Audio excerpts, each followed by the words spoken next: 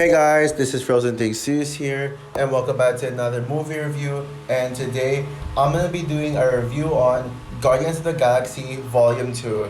So, Guardians of the Galaxy Volume 2 is directed once again by James Gunn and stars pretty much most of the same cast from the first film, with new additions including Kurt Russell, Paul Clementif, and Elizabeth Debicki. The plot tells the story of the Guardians of the Galaxy who are now recognized as heroes and they're of the missions to save the galaxy. They're off to like different missions, and in the beginning of this movie, they were seen like trying to stop a monster to impress the high priestess, the golden girl named Aisha. They were like trying to retrieve batteries, but then some of the batteries got stolen by Rocket, making Aisha believe that she has been betrayed by the Guardians. So they're off trying to chase them. But then they get saved by Ego, who turns out to be Peter's long lost dad. And so Peter takes some of the Guardians members to his planet where he explains his background and tries to get to bond with Peter. But then, meanwhile, Rocket is left behind to watch over the ship along with Nebula, and they get caught by Yondu and a bunch of other Avengers. One of them being Taserface, and they all get trapped. Well, also Baby Groot is with them as well. I should add. And then they must try to escape to be able to catch up with Quill, which is that is a subplot, but the main plot is mainly about the relationship between Peter and Ego. But then suddenly, there is a plot twist in the third act of the movie with a huge climax scene, and yeah, to recall my opinion on the first Guardians movie, I love it. I think I probably love it even more now. Yes, it's not one of my favorite MCU movies, but let's be real. There are a lot of MCU movies I gave a 10 out of 10 to, and yeah, Guardians of the Galaxy, yes, it's one of them, but at the same time, again, I don't think it's one of the best MCU movies like what everyone else says.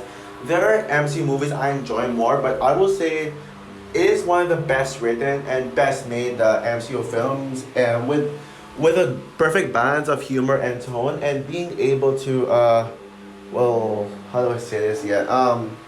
And being able to have some of the best characters in MCU, some of the best chemistry. Them going from criminals in their own criminals to becoming a family.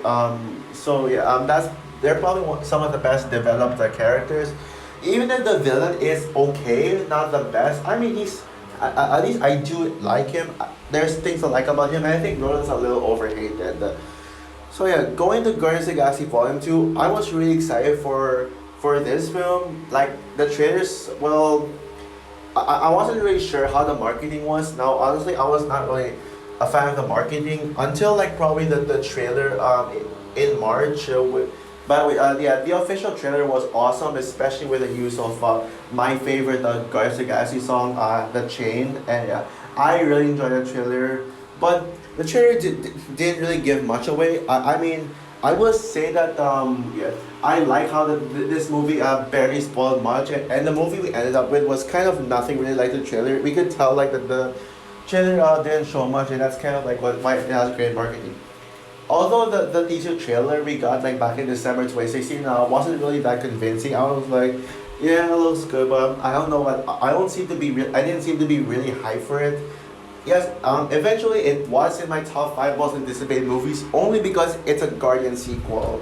And considering I love the first film, but the marketing isn't that great, even though I'm confident about that the movie will be much better than marketing. But I mean, there were other MCU movies. There are other movies 2017 I was more excited for, like Star Wars Last Jedi, which obviously that was my most anticipated movie of the year. And also the Lego Batman movie and Spider-Man Homecoming, which Spider-Man Homecoming was my most anticipated movie most anticipated of the 3 MCU movies that came out in 2017. Even though it ended up being the weakest one, because of the 3, I mean that's fine. Because to be honest, guys, 2017 is one of the most underrated years for the MCU. In fact, I think it is the most underrated year. I mean, it's actually like one of the better years for the MCU. like it's right up there with 2014 and 2018 as some of the best years for the MCU. Not that all three of not that there are MCU films that I'm passionate about. Like, I mean, they're not really like among the greatest MCU movies, but they're very consistent with two 10 out of 10s and one really high 9 out of 10. Well, yes, maybe not top three, but I would say like top five or maybe close top five MCU years, and it's certainly underrated. It's kind of a shame that this that year gets a lot of hate for the MCU. Some say it's because like none of them like made were like too successful at the box office. They didn't none of them even made $1 billion. Yeah, 2017 was kind of weak when it comes to movies that making $1 billion. Last year was worthy to be the highest grossing movie of 2017 though. Yeah, when I saw the movie for myself, which by the way, I actually watched this in a premiere screening, not because my cousin school was doing a fundraiser and they were like trying to have to host a screening of this movie, so I got to watch this movie that's in a special screening, and it was very special indeed. Like, this is probably one of the best MCU theatrical experiences I've ever had, to be honest, guys, because I had such a blast. I was laughing so hard at this movie. Yeah, I was laughing like hysterically hard at this movie. It was just hilarious, and yeah, at the time this was actually the funniest MCU movie to me. Yeah, and yeah, um, my cinema was absolutely crowded with a lot of people. A lot of people who were supporting the fundraise, and yeah, they were all laughing, and yeah, I was like laughing nonstop. So yeah, one of my favorite theatrical experiences that I'll never forget. Let's see if I can have a better. Let's see if Guardians 3 can surpass Guardians 2 as the best experience for a Guardians movie. But yeah, I loved it at the time. I thought it was better than the first film. And this was actually fun fact, people. This was actually one of those movies that were that was my former favorite movies, because back then I used to like every new movie I watched would automatically be my favorite movie because I didn't really know how to pick a favorite movie at that time yet. So any new movie I watch and I fall in love with, it becomes my favorite movie. Like, Captain America: Civil War, Rogue One: A Star Wars Story, and then Guardians was one of them. Also, Wonder Woman, Spider-Man: Homecoming, Thor: Ragnarok. Basically, yeah, those movies. Last Jedi as well. But but at the time when Infinity War came out, that was when it was my definitive favorite movie. And then Endgame became my favorite movie, and then Frozen 2, yeah. Frozen 2 is my definitive favorite movie, and it's about Get Out by Frozen 3, but yeah. But yeah, I loved it. But yeah, and the more I rewatch it, the more I find a new appreciation for it. And I know there are some of my followers in Letterboxd who really adore this film and say it's better than the first film. I've seen people say it's better. Although yeah, this movie is pretty divisive because there are some people who unfortunately don't care about this movie. They say this movie is like mid-tier MCU. It's not good. Like, they complain saying, oh, it's unfocused. It's unfocused. It's lame, and it's kind of boring. It's too jokey. Like, I know Sean Chandler hates this movie. He put it as his bottom three MCU films, like bottom three or five. I'm not sure. And then also some of my subscribers like Ryan O'Toole really doesn't like this film. Tyron Magnus as well didn't really care for this one. But to me personally, I always loved this movie. I never really declined my thought once. There's one time when I gave this movie like a lower rating, a slightly lower rating, but then it went back to my initial rating. So yeah, in preparation for Volume 3, which by the way, I am finally seeing it tomorrow. Finally. Although I still need to rewatch Holiday Special, I'll do it tomorrow morning. Yeah, yeah, so yeah, I'm finally gonna to watch this movie, but of course I still had to rewatch this film, and I'm really obsessed with the team right now. So yeah, considering that their last movie's out and it's unanimously talked about, like, I really can't stop thinking about this team like as one of the greatest teams in fiction. And yeah, after watching this movie, rewatching this movie, I gotta say, it kind of holds up. Like, in a way, it holds up and doesn't hold up at the same time. Well, what I mean by that, it holds up in being a masterpiece. I love Guardians 2. I have always have, and I do not understand the hate that it gets here. and I think this movie is really good. I still think this movie is a masterpiece. There is so much to admire about this movie. Yeah, there's so much to love about this movie. I'll explain later. But how this movie doesn't hold up. Originally, for the longest time, I said that this movie was better than the first Guardians movie. Yeah, I said this movie was better for the longest time. But rewatching Guardians 1 and Guardians 2, on one day each, in preparation for Volume 3 with kind of a new mindset, I think Guardians 1 is better now. Yeah. I mean, they're both really close. Like, they're both, like, super close, like, on par. But the reason why I think Guardians 1 is a better movie to me is that I just find more enjoyable. Guardians 2 is kind of more lighthearted in a way. It's more lighthearted, there's less action scenes, and it's a little bit of. And it does have a bit of a slower pace to it, while Guardians 1 was never slow. I mean, yeah, sure, Guardians 2 being slow is not a complaint at all. It's not a flaw in the slightest bit, but Guardians 1 was never slow at all. I think the runtime was just right, the pacing was just right. It was fast paced. It had a lot more action than I initially thought. Also, the first film had some really brutal scenes, like when Gamora cuts Groot's arm, both of Groot's arm off. That is so messed up. This one doesn't really have a brutal scene like that, but what it does have is it's such a big, huge final battle that feels like almost feels like an Avengers final battle, and I would certainly put that in my top 10 favorite MCU final battles. I'll talk about that in a bit, but yeah. Now, are there any negatives about this film? Well, no, not really. Not really. I would say there are some aspects of this where I thought was just alright. I guess Taserface is easily the weakest Guardians of the Galaxy villain, like even more than Ronan. I I mean I do enjoy the golden guys. I keep forgetting the names, but the ones with Aisha. I enjoyed seeing Aisha. I mean, Elizabeth Debicki was really good. However, I feel like she should have been a solo villain instead of just a side villain with the main villain being Ego. Um, well, maybe she. I mean, I thought she was gonna be the main villain of this movie, like overall. But yeah, I mean, when watching this movie, yeah, it was kind of a surprise. But yeah. Also, like what I said, the movie is kind of slow. I think this movie needed a little more action scenes. But that's pretty much it. That's all my minor small nitpicks of the movie. Oh, and also I should ask, well, I've been going back and forth debating if this or Thor Ragnarok is the best MCU movie 2017, because I think they're both equally amazing. I love them both equally.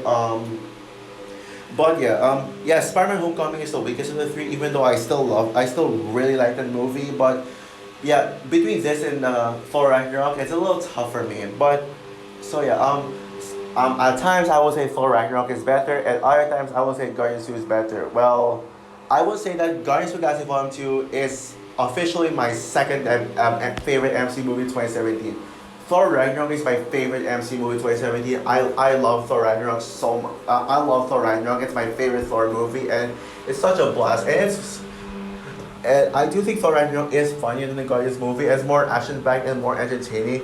Um, yeah, Guardians of the Galaxy Volume 3 is still great as well. It's close, but yeah, Thor Ragnarok is better. But I think we can all agree that Logan is the best, the king of the king of 2017 superhero movies. And even the DCEU beat all the MC movies this year with that year with Wonder Woman. Although, again, it can probably be debatable for me between Wonder Woman and Thor Ragnarok, because I think they're both 99, but as of now, I'd say Wonder Woman is a little bit, is a tad bit better. But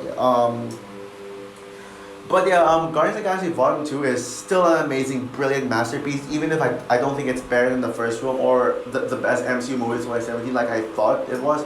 But what I can say is that this movie is really good. It does everything that the first film everything that worked about the first film, like notably combining both the humor and the emotion, all in this one in this a bigger film, bigger but not better. I mean, yeah, the comedy in this movie is really good. Yeah, I remember yeah, laughing really hard in this movie, the theater. And I still think the jokes still hold up. Whether it be Baby Groot like trying to stand out from the rest, or Rocket Raccoon's jokes, or Drax's jokes especially. I think Drax is the best comedian in this movie. My favorite joke in this one where he said, did you make a penis? Yeah, that joke was probably my favorite. Like it was like yeah, that joke when he was asking Ego, did he make a penis? Yeah, that was actually a brilliant joke, and I love that joke. Yeah, Drax is great, and yeah, even though I don't think he's one among my favorite members of the team, he's my second week at least favorite behind Groot. Yeah, but I still love him either way. It's kind of hard to rank. Oh, yeah, actually, I'll get to it in a little bit. Like talking about all the members. No, Groot and Drax aren't the Groot isn't the weakest member. Yeah, but oh yeah, and also this movie still has some. This movie still maintains the really strong chemistry between characters in this one. The characters in this movie are still just as well developed as they were in the first film. Maybe that's why this movie's a little slow, because it really wanted to take its time to develop its characters. I mean, Star Lord is probably better here than the first film. I'm not sure about that, but I really love his bonding between I love his bonding between Ego, him and his father Ego, which yeah, I can't wait to talk about Ego. Yeah, I can't wait to talk about him. Gamora is probably the weakest when it comes to these members. Gamora was my favorite in the first film, and she kind of got a downgrade here where she was actually my least favorite of the members based on how they were handled this one. Not that she's the weakest, she's still my second favorite member. My favorite member of the Guardians was actually introduced in this movie, and I'll talk about her in a bit, yeah. But I still love Gamora either way. And then what's next? Oh yeah, Rocket is great as well. I do think Rocket is a tad bit overrated in my opinion. I feel like people say he's the best. People say he's the best. Because he's the best Guardians character ever. Mainly just because of how the fact that he was the main character in Volume 3, and I predict that I have a feeling Rocket could be the best character in the film, maybe, but that doesn't mean I don't think that will make him like be the best member overall. Cause yeah, and Groot is just adorable. He is one of the standouts. Groot is one of the standouts of the team. The theme, yeah. I mean, I love Groot. I mean, Baby Groot is probably my favorite variant of Groot. Yeah, even more than Buff Groot in the upcoming Guardians 3 and regular Groot in the first film. I love this Groot so much. He's just adorable. So much charm to him, and strength to him. But now we get to the new characters. Oh yeah, let's talk about Yondu first. I never really talked about Yondu in the first film. Yondu definitely got an upgrade in this one. I like his arc, although I feel like Yondu was a bit overrated in this one. People say Yondu was the best character in this one just because he dies at the end. Like I kind of noticed how people would say, oh, if a character dies, then he's automatically the best character in the movie. Like that, no, that's not how it works. You don't just say, oh, this character is dead, he's the best character. Yeah. Is I saying Leia was the best character as Skywalker just because she dies, or Han Solo was the best character in Force Awakens just because he dies in the movie? Yeah, but Yondu had only a few significant scenes. Like for example, when Rocket and Groot accepted Yondu in the Guardians, and Yondu trying to be a better father to Peter than Ego, and doing that iconic scene that got meme. I'm Mary Poppins, y'all love that, and of course his death scene, which is one of the best scenes in the film. I said one of them, but again, him dying doesn't mean he's the best character. I also love Nebula in this. I think Nebula is among the best characters. I mean, she literally went from being one of the main antagonists in this one, my favorite of the antagonists in the first film, to being a good character, a redeemable character. Still not really a hero yet. She was more of an anti-hero throughout this film, but I love her arc of trying to redeem herself after being antagonist. Like she actually has a good point on why she did what she did in the first one. Why she attacked Gamora? Like she just wanted to stop. She wants to like get along with Gamora, but Gamora kind of keeps Gamora is just desperately trying to be better than her. That's actually what makes Nebula my favorite villain in the first film. Maybe she could be a little underused without Volume Two, but Volume Two perfectly makes you love Nebula more as a character and as a villain. And it actually mentions well Karen Gillan's amazing performance. This is her best role ever. I mean, and it's not even a competition. And yeah. But honestly, my favorite character in this one has to be Mantis. I mean, I love her. Mantis is my jam. I mean, she's adorable. I love her design, especially with her big eyes, and I love her powers, like trying to like feel like what they're feeling by touching them. And she even told Peter Quill's secret that he's in love with Gamora. No one knew that until Mantis told her. Told them, and Mantis is very important because she helps them, warn them about Ego. Like the fact that Ego's actually a bad guy. Even if it took her until like the third act, which is understandable because Mantis is too scared that they probably will think she's crazy to do or something. Even though Gamora never really trusted Ego. And speaking of Ego, oh boy, yeah. Ego is the best Guardians of the Galaxy villain. First of all, that twist still remains the most shocking MCU twist. Well, besides the Thanos winning in Infinity War, the fact that Ego is the villain who actually ruined Pierce's life and killed Pierce's mother is still like the most shocking thing about the MCU besides Infinity War. I still feel shocked about the Ego's true nature, that he's really powerful, and yeah, it was very unpredictable. Yeah, that's probably why the trailers did not try to reveal too much, because they didn't want to give away a hint that Ego is the villain of this movie, and it really makes sense. And I think he's definitely a step up from both Nebula and Ronan as the best MCU villain. No, not the best MCU villain. The best Guardians villain, and most certainly my top 10 favorite MCU villains. I mean, this guy, like, not only is the twist really good, but Ego is actually a real threat. Yeah, since he's actually a planet now, he became a planet, and yeah, you see, and the final battle was really epic in scale. They really upped the game with this final battle. And I would say the final battle is better than the final battle in the first film. It feels a lot more epic in scale, and it really puts these characters in jeopardy. Like, being most of them being close to dying, and most of them being close to dying, and yeah, I'm sure you know what I mean. Like we almost thought that Peter was gonna die, but Peter was literally facing Ego. Yes, and my favorite scene in the film was when Peter Quill tried to like fight back. Like Peter Quill, like, tried to remember everything is past, and none of them had anything to do with Ego. So he fought back. He went God mode, and fought back Ego, where like his hand would turn into like the hand, the rock hand, like the thing, and would punch Ego really hard. And then the chain song, the song The Chain, which is my favorite Guardian song ever. Yeah, both The Chain and Mr. Blue Sky would are both the best Guardian songs, and both they're both the best Guardian songs, and even Topple. Also, I think I think Since You Be Gone is actually gonna be my true favorite Guardian song. I can already tell. Like I've been listening to the song lately, and yeah, but yeah, the fan battle is really good. Like so many things going on, but they're all they're all well paid off.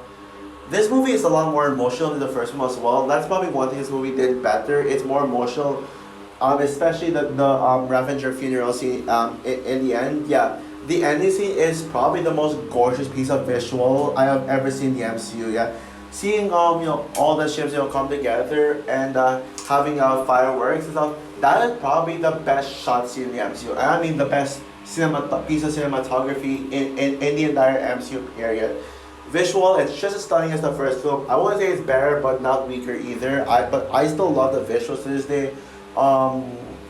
And the story is really good. I don't think it was unfocused. I think this Um, I feel like they just needed a rocket. They needed to have rocket something to do. There's this they did get a really good scene with him, Yandu, and Groot, where they try to escape the ship, and then you see the arrow like hitting other Ravengers with a come a little bit closer song playing. That scene was a jam, and yeah. Better soundtrack, better emotional scenes. Some of the characters have better arcs in the first film, and and overall, yeah, this movie is really satisfying. And also, this movie has the most post credit scenes in the MCU. One of them was a setup to Guardians 3 with Adam Warlock. I hear people say Adam Warlock was wasted, but we'll see about that. So nothing else to add. So overall, Guardians of the Galaxy Volume 2, again, I don't think it's as good as I originally thought it was. It's not better than the first movie, and it's not the best MCU 2017 that movie of 2017 that goes to Thor Ragnarok. But Guardians of the Galaxy Volume 2 is one of the most underrated MCU movies. It's really good. Like, I still think this movie is an amazing, brilliant masterpiece. Yes, the movie is a little slow. The movie needed a little more action scenes, but at the same time, I understand why. Because this movie has really good character arcs, really good everything, and has such an amazing villain with Ego. Yeah, Ego is amazing. Yeah, and this movie still has features one of the shocking twists in the MCU I have ever seen. Yeah, really shocking. Really shocked by Ego being turning out to be a villain. So is this in my top 10 movies of 2017? I'd say it's in my top 15, but there are better movies of 2017 in my opinion. Yeah. And in terms of superhero movies of 2017, yeah, it's no Logan definitely. Logan is the best superhero movie of 2017, and it's not even close. There's no competition. So with that said, I'm gonna give Guardians of the Galaxy Volume 2 a 10 out of 10. So also for my review of Guardians of the Galaxy Volume 2, what is your opinion on this movie?